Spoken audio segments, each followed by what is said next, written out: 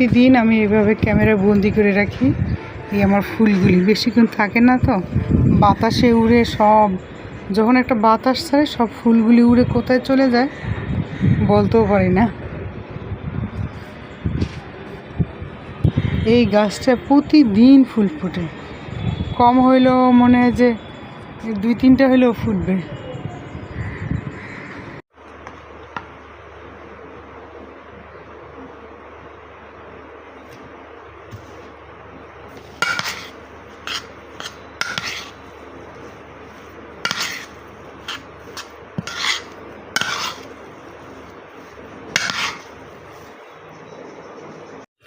এটা কিন্তু গরম ভাত, পানি দেওয়া ভাত খেতে মন চাচ্ছে, সেই জন্য এই যে পানি দিচ্ছি।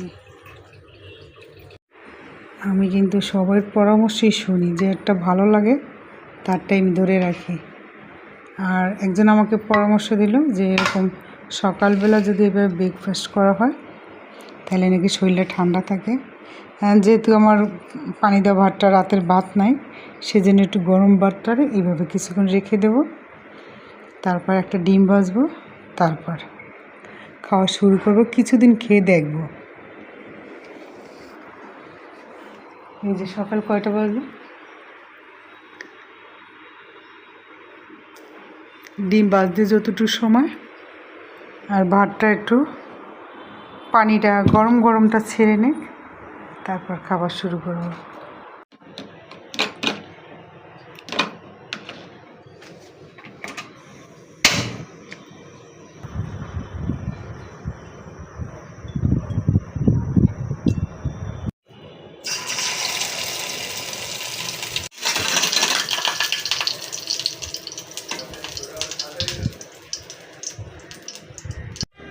এটা হলো ব্রেকফাস্ট।